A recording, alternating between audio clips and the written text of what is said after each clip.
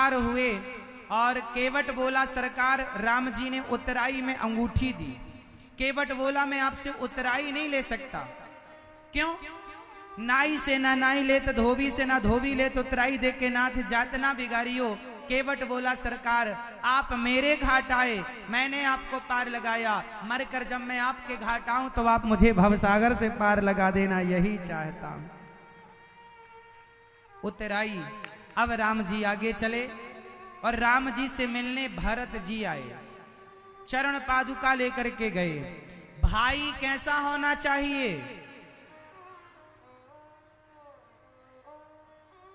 सुग्रीव जैसा, विभीषण जैसा,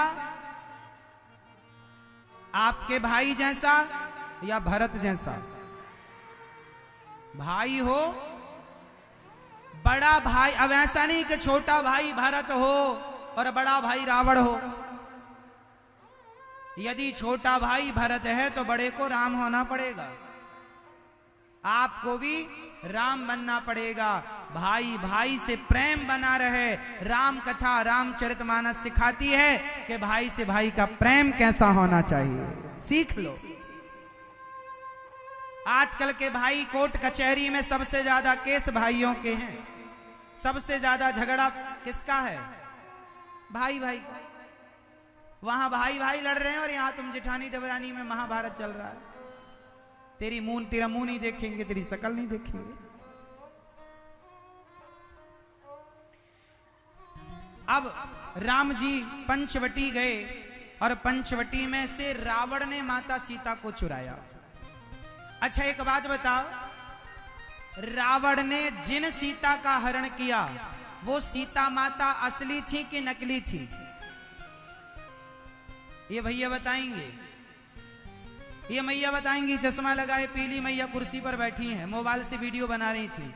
अब बताओ मैया, बताओ मेरी माँ, ये दोनों मैया बताएंगी। बताओ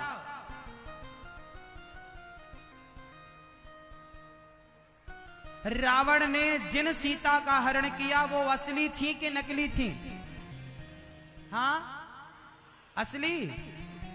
असली। वो नकली सीता थी तो असली सीता कहां थी? फटाफट बोलो। राम जी ने सीता जी से कहा कि सीता तुम अग्नि में वास करो, मैं निशाचरों का नाश करता हूं, तुम्हें बड़ा कष्ट उठाना पड़ेगा। तो सीता मैया बोली ठीक है। माता सीता अग्नि में प्रवेश कर गई। और नकली सीता कौन? वो जो सीता बनी जिन्हें रावण ने चुराया वो कौन थी? जिन्हें रावण ने चुराया वो कौन थी? जोर से। माता वेदवती। एक बार रावण ने हिमालय में एक सरोवर था, वहां गए, रावण गया, वहां वेदवती नाम की कन्या जो ब्रह्मा जी की बेटी थी, वेदवती नाम की कन्या तपस्या कर रही थी। भगवान को अपना पति बनाने के लिए तपस्या कर रही थी। भगवान को पति के रूप में प्राप्त करने के लिए तपस्या कर रही थी। नाम था वेदवती। उनके बाल पकड़ करके रावण ने उनको जगाया तपस्या से और वो बहुत सुंदर थी। तो रावण ने उनकी सुंदरता पर आकर्षित होकर उन्हें लूटना चाहा, पर उन्होंने श्राप दे दिया, रावण आज के बाद तूने किसी स्त्री को उसकी मर्जी के बिना स्पर्श किया, तेरा सर्वनाश हो जाएगा, मैं श्राप देती हूं। चरणों में आकर गिर पड़ा रावण, मां क्षमा करो।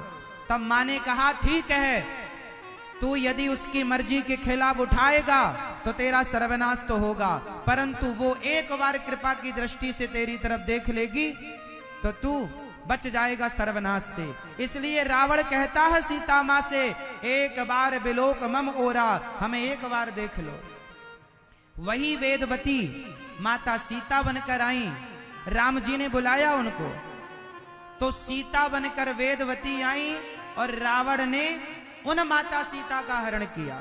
ये बात रामचरितमानस में लिखी है कि असली सीता तो अग्नि में वास कर रही थी और माता सीता की परछाई माता सीता का सामान्य वो रूप, परछाई रूप,